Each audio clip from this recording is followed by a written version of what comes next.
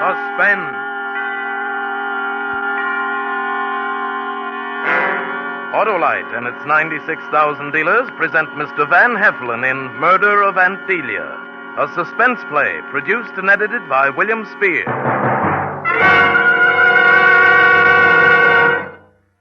Oh, Mr. Wilcox. Mr. Wilcox. Well, Hap's sister-in-law, what brings you here? Well, I just stopped by to tell you Hap has a nasty cold and he can't get started. Cold? Started? Mm-hmm. Say, he should switch to Autolite resistor spark plugs. These wide gap wonders get your car going faster in cold temperatures. Save gas, too, because they make your engine run smoother on leaner gas mixtures. Oh, well, Hap says he's not long for this world. Long? Autolite resistor spark plugs give him up to 200% longer electrode life. And Autolite's exclusive built-in 10,000 ohm resistor cuts down spark plug interference with radio and television, too. So tell him to see his neighborhood Autolite spark plug dealer and have him install a set of wide-gap Autolite resistor spark plugs. He'll feel better because his car will run better. And remember, you're always right with Autolite. And now, with Murder of Aunt Delia and with the performance of Van Heflin, Autolite hopes once again to keep you in suspense.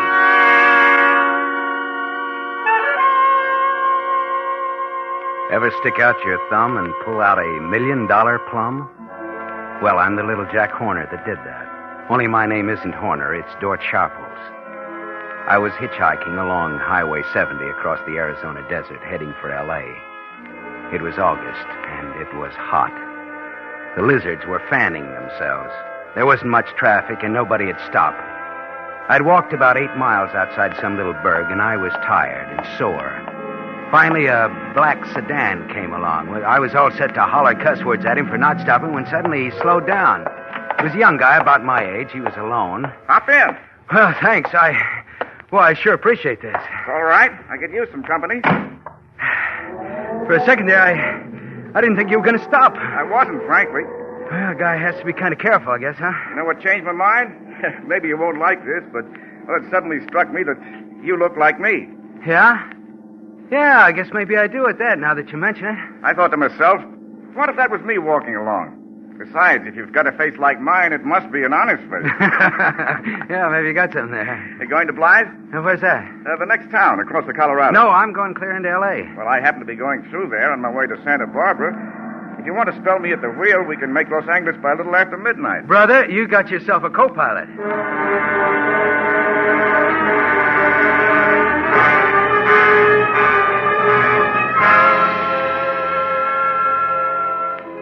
By the time we crossed the river into California, I'd learned that the guy's name was Glendon Braley, that he was going to visit his invalid aunt. This aunt didn't own all of Santa Barbara, not quite. The guy didn't volunteer this information. I had to probe it out of him. Between Blythe and Desert Center, an idea began to percolate. And not just from the heat, either. I'll bet your aunt will be glad to see you, Braley. How long did you say it's been? Well, I was 10 when I left. That'd make it 17 years. You see, my mother died when I was 3, and Aunt Delia took me in. Oh, does she know you're coming? I sent her a wire. You think she'll recognize you? I doubt it. The reason I'm going back, her husband died about a month ago. He and I never got along. That's why I left Aunt Delia's place. You mean you ran off? No, another aunt in Delaware took me. Then, what with school and then the army and getting a job afterwards, well, I just lost track of Aunt Delia. You got a lot of relatives in the East? No. My other aunt died when I was 21. Delia's the only relative I've got left. Well, I guess that means you come to something pretty good someday. Yeah, I suppose so. It's funny, but the idea sort of scares me. Oh, boy, I wish somebody scare me like that.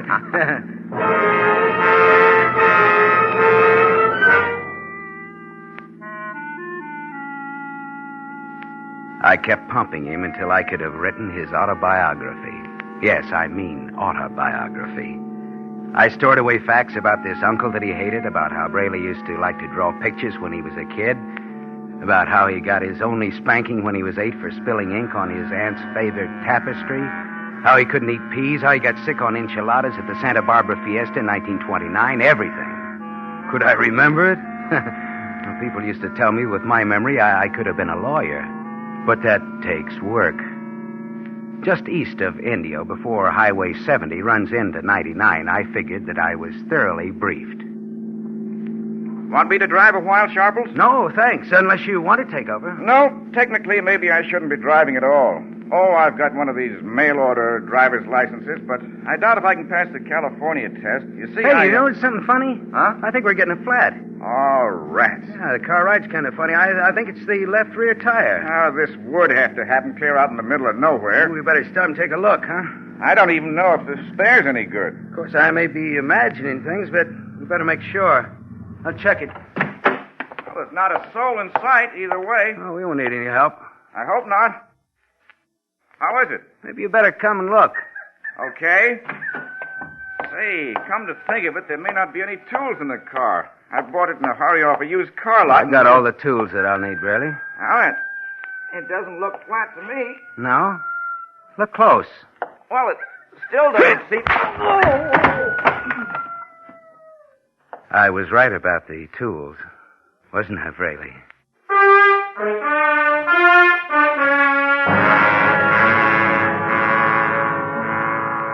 I put the blackjack back in my pocket and I dragged Braley off the highway into a ditch. I made sure he was dead. Then I changed clothes with him and covered his body with sand and brush. I was back in the sedan and on my way, and still no other car was in sight. I adjusted the rearview mirror so that I could see my reflection. I watched the lips move as my voice said, "Dort Sharples? Never heard of him. My name's Glendon Braley."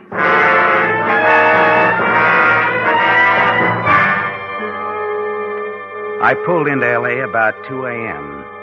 I waited till morning, though, before I went to Rena Zita's apartment.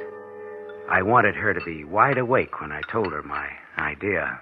But, Dort, it sounds crazy and dangerous. Well, for $1 million, we can afford to be crazy. Suppose somebody finds out that you aren't this guy, Who'll Brady. know? His aunt hasn't seen him since he was a kid. There are no other relatives, no connections on the coast, or back east for that matter. But I'm sure you can carry it off, Dort. Listen, Rena, I know everything about this guy, even when he lost his first baby tooth. What do you want me to do? Just stay where I can get in touch with you. Be ready to come on up to Santa Barbara. How long will you have to wait to come into this money? The old lady may live for years. I don't think so. She's pretty well along. She's an invalid. You know, a lot of things can happen to an old lady. Well... No, it's a real break. I might have done it alone, kid, but I thought of you. It's real sweet of you, Dort.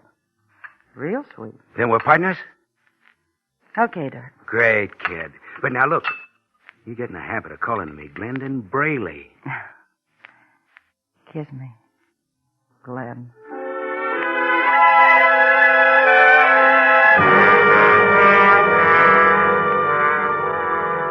It didn't take me long to cover the 100 miles to Santa Barbara. The reunion with Aunt Delia was quite touching.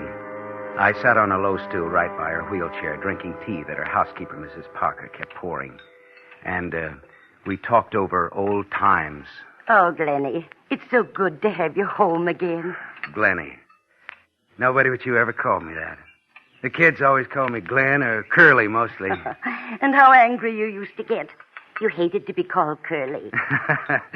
Yeah, and when I got in a fight about that with Pudge Mossman, you sent me to bed without any supper. And then you took away my paints and crayons for a whole week. Not a whole week, Glenny. I relented on Sunday afternoon. Well, it seemed like a week. You did love to draw. Oh, that must be Mr. Crittenden.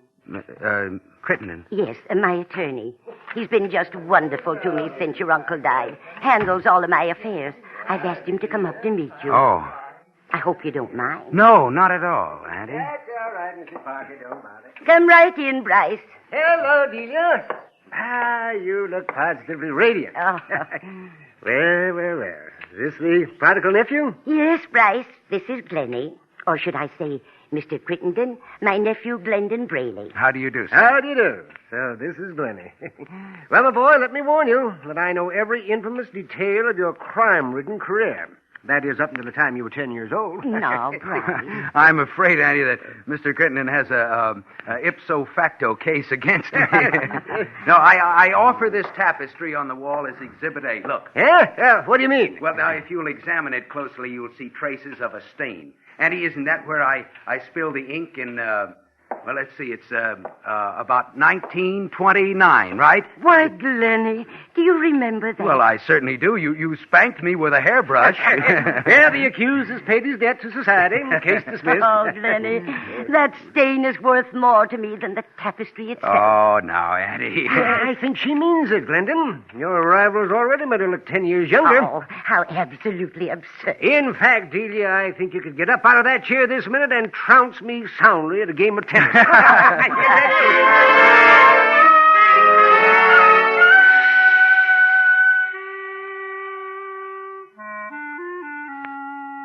There wasn't any doubt about it. I was in.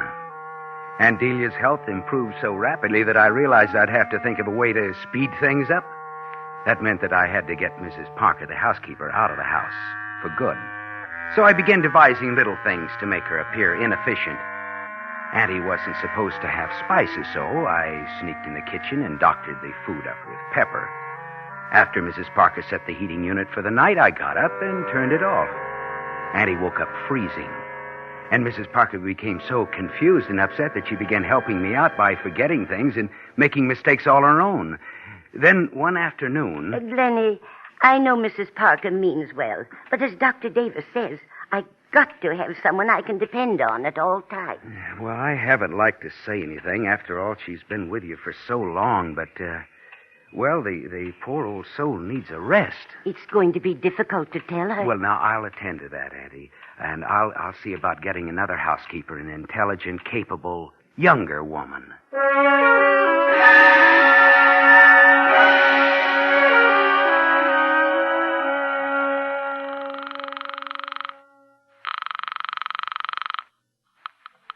Hello? Rena, this is me. Huh? You know, Mr. Braley. Oh, yes. How are you? Great. Now, listen, kid. I'm calling from Santa Barbara. Yes? Get up here right away. Check in at the San Martin Hotel as Rena Derwin. Right. And wait there till I call you. We're in, baby, but good.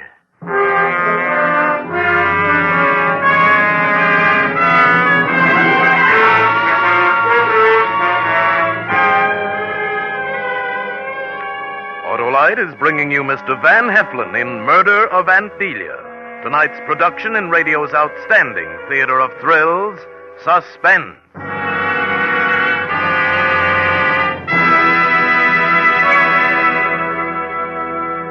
Oh, Mr. Wilcox, Hap asked me to return this book to you. Your life story, he said. Oh, you mean Wilcox of Wide Gap? Mm-hmm. That's a great yarn.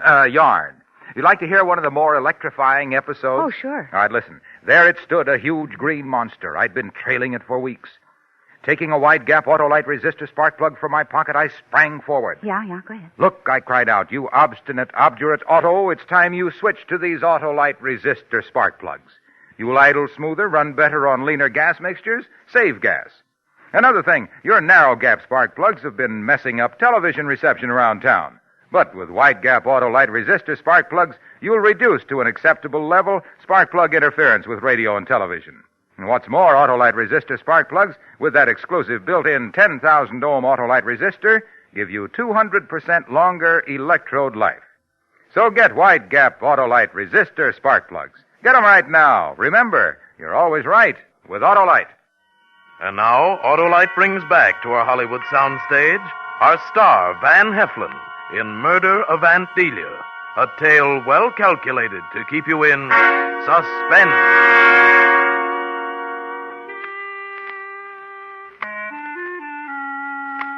By the time Rena arrived in Santa Barbara, I had fixed up a set of references of her ability and character that would have flattered Florence Nightingale and Susan B. Anthony. Rena came out for an interview, pretending she was sent by an employment agency I was supposed to have called. She made a terrific impression on the old lady. At a nod from me, Auntie hired Rena on the spot, and Mrs. Parker left with a cardboard suitcase, a month's pay, red eyes, and the sniffles. After we got Auntie to bed that first night, Rena and I met out on the veranda. How was I? George? Shh. That name. Nobody's around to hear. Well, don't take any chances. Call me Mr. Braley all the time. All right. Mr. Braley. How did I do? Perfect. Come on, let's walk out by the bluff, away from the house. Oh, this is sure some layout. Looks great in the moonlight. It'll all be ours, baby. You mean to plan to live here after it's all over? Oh, maybe for a little while. Depends on how long it takes me to convert her estate to cash. We can't do anything to excite suspicion, you know. No. No. Right up ahead there is a cliff. A 200-foot drop onto some rocks. You're going to push her? Oh, no. Nothing as brutal as that. It's an accident. You take Aunt Delia out for an airing in her wheelchair. As you're pushing the chair, you trip and you fall. The chair starts rolling. You run after, but poor Auntie goes over the edge. You are hysterical with shock. Yeah? What's wrong with you taking Auntie for an airing? Look, if I could do it, what would be the point of you being here at all? Look, you're just an employee, and brand new one. You have no reason on earth for croaking her for a dough. They just might get that idea if I was wheeling her, see? I guess you're right. And that's why it's important for us not to have much to do with each other. It's going to be difficult, Dot. Mr. Braley. No one can see us now, honey. Look, baby, now, let's not form any habits that will be tough to break. Just one kiss? Please. Rena, come on, stop that, you little... Oh, baby.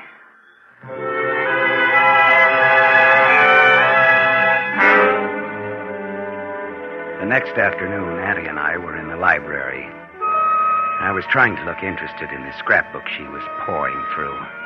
I hoped she wouldn't notice how fidgety I was. My eyes are so weak now, Glennie, but I know every detail of these just from memory. Here you are on your first tricycle. Well, I'll be darned. Was I ever that small? It doesn't seem possible, does it? Oh, here's what I was looking for. The cow you drew when you were 9. Huh? You were quite the artist. Yeah, that's great. I was a surrealist or something. I colored it green. Green cow on purple grass. It caused quite a sensation at your school. It's a wonder I wasn't expelled. Oh, Clement. I've always been just sick about this picture. One of the few of you and me together. You broke away from me just as the photographer took it. Yeah, I'm just a blur. Say, what's the cat doing in it? Well, don't you remember? That's Xerxes. Don't you remember? Oh, yeah, sure. Oh, Xerxes, the Persian. Gee, the fun that he and I used to have together. Of course, I used to tease him a lot when you weren't looking, but he sure was What's the matter, Auntie? Lenny, are you trying to fool your old auntie? What do you mean? You were frightened plumb out of your wits by cats. If Xerxes so much as brushed up against you, you'd scream bloody murder. That's why you jumped when the picture was taken. Oh, yeah, I did, didn't I? Yeah, You were that way when you first came here. Don't you remember? Poor old Dr. Thompson, he said it was a deep-seated phobia, and you'd probably have it all your life, like Napoleon. Did it go away, Glennie? This fear of cats? Well, most of it. A guy sort of, he doesn't like to remember what a coward he was when he was a kid.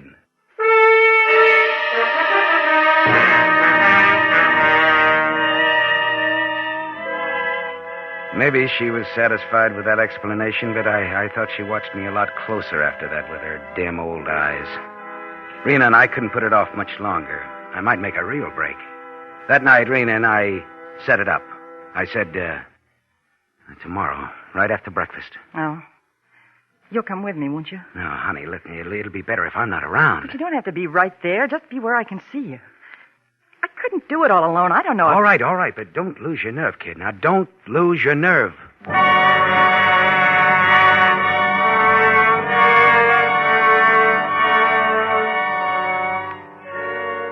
I didn't sleep much that night. The next morning, Rena and I got the old lady in her wheelchair.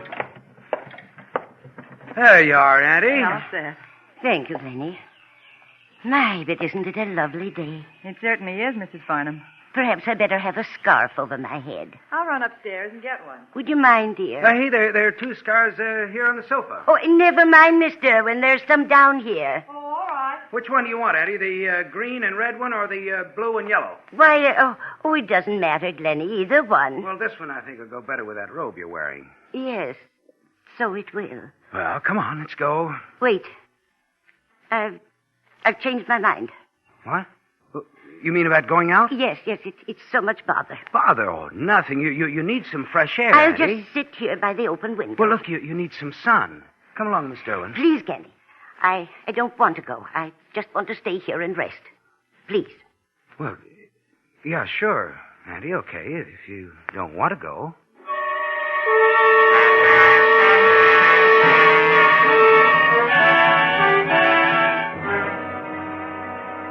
Addie finally calmed down, but she still had Rena put her to bed. Then she asked me to drive to town to get her some medicine she was out of. I was hoping the old lady was coming down with something that would save Rena and me the trouble of that last wheelchair ride, but no. Next morning was cloudy and sultry. When I got downstairs, Rena already had the old girl out on the lawn in her wheelchair. She came over to me and whispered. She just wants to stay there, Dort. No ride. Well, that's tough. She's going anyway. Come on, Rena. Suppose she makes a fuss. I think two of us can handle an old lady in a wheelchair. But if she screams? So what? This estate's as isolated as Alcatraz. Come on now, let's get it over with. All right. It's starting to sprinkle. Well, hurry up. Let's finish this before we get wet. Lenny, Miss Derwin, it's starting to rain. Yes, we're coming, Addie. I knew it would rain today. I knew it. Sure. Well, here we go, Addie. You came just in time. I thought you'd forgotten me. Forget you, Addie? Well, don't be silly. Oh, my, it's starting to come down. Hurry or we'll be soaked. Lenny, the house is back that way. Just relax, Addie. Rena, help me push her, will you? Sure. Come on, let's make this quick. Come on, faster. Lenny, what are you doing? Stop it. Not so fast. Lenny, do you hear? I'm frightened. Head her for the cliff. You're not my Glenny, are you? You're not my Glenny. Okay, Rena. Stop me. Let her go. Please.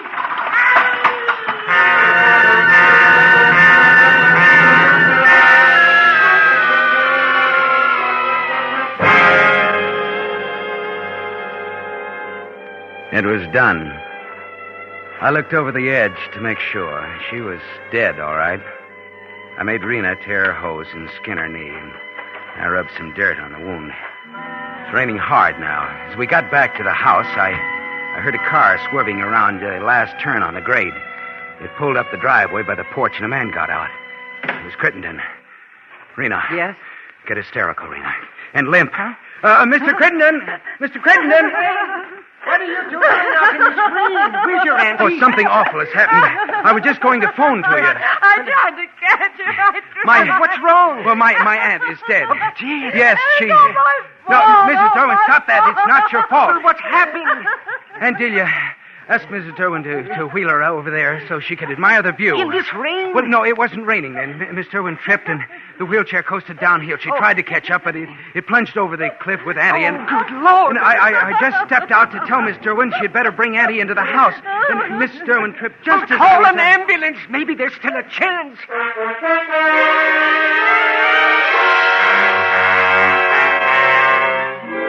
Crittenden ran down to peek over the cliff, and I went into the library and phoned the ambulance, and the police, too, just to make it look good. I was downing a double shot of bourbon when the lawyer came in. That poor woman, at least she didn't suffer. Oh, thank heavens for that. Use a drink? No, thank you. It's quite a shock. I'll never forget that scream But when she... don't torture yourself. This young woman, what's her background? Miss Derwin? Why, an employment agency sent her out. Yes. It wasn't carelessness on her part, Mr. Crittenden. It might have happened to anyone. If it hadn't been for the slope to the edge of that cliff, she'd have caught Auntie in time. I know she would. Gentlemen, I've lost control of myself. I'm sorry. Miss Derwin, this is Mr. Crittenden, Mrs. Farnham's attorney. How do you do? Mrs. Farnham has spoken of you on the phone. Could I bring you gentlemen anything? No, nothing for me, thank you. Why don't you sit down and relax? You've had quite a shock. Yes, sit down, Miss Derwin. Thank you. Well, seems to be nothing to do, but just wait. I'm a fuss budget about these things, perhaps, but that bust of Shakespeare on the bookcase, isn't it in rather a precarious position? Well, I never noticed it. Right over your head there. Makes me nervous. I'll just slide it back. Rather top-heavy thing. Look out, Dort! What? Oh, my. That was close. Barely missed you. Oh, I'm sorry. It's all right. No harm is done. Lucky you had the presence of mind to call out, Miss Dillon. What was it you called Mr. Braley? Why, I didn't call him anything. I just told Look you out, Dort. It was what you said. Why did you call him Dort? Why, Well, it was just an exclamation. She saw the statue topple over. And called you by your real name. Mr. Curtin, and I'm afraid I don't quite see the reason for this peculiar questioning. I'm sure that my poor aunt would resent your prying into the affairs I'm of her household. afraid you're mistaken. This prying, as you call it, is made at your aunt's request. What do you mean? She telephoned me yesterday afternoon to tell me about a strange doubt, a suspicion. About what? About you. Me? Why should she have suddenly any... was disturbed by the horrible feeling that you are an imposter. And he thought that... Well, that's absurd. Your recollections of your childhood here were quite convincing. Except for one or two things. Well, this is all very... Oh, my fear of cats. Well, people do get over childish phobias after all. It's more than that, sir. Remember a drawing she showed you? A watercolor of a cow? Sure. The green cow. What about it? And the scarves. Remember you thought the blue and yellow would go better with her robe than the red and the green one? Well, so what? Doesn't it strike you as peculiar that a boy who could draw quite a fine cow should paint it green? And then years later be so exacting about harmonizing his aunt's scarf? You see, Glendon Braley was colorblind.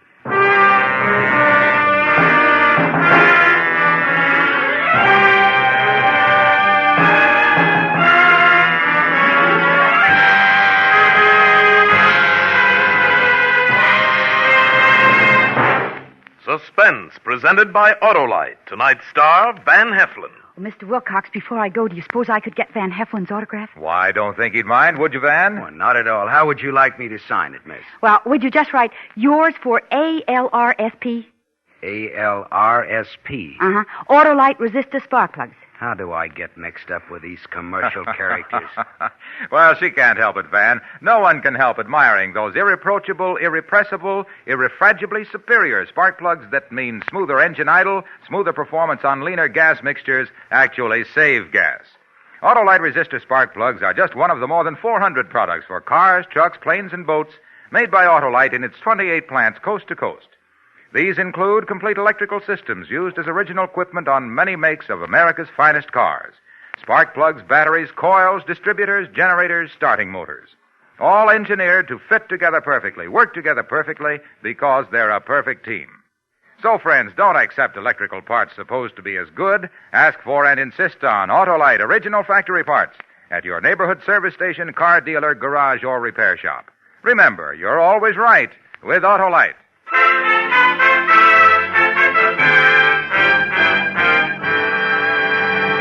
Next Thursday for Suspense, Lucille Ball and Desi Arnaz will be our stars. The play is called Red-Headed Woman. And it is, as we say, a tale well calculated to keep you in suspense.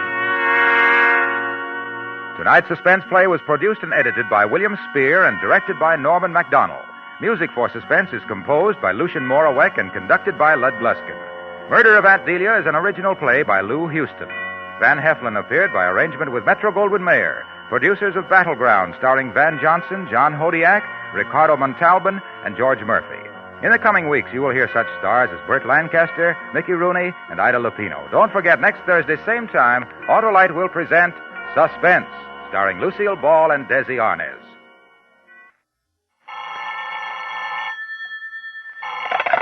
You can buy Autolite resistor spark plugs, Autolite stateful batteries, Autolite electrical parts at your neighborhood Autolite dealers. Switch to Autolite. Good night. This is CBS, the Columbia Broadcasting System.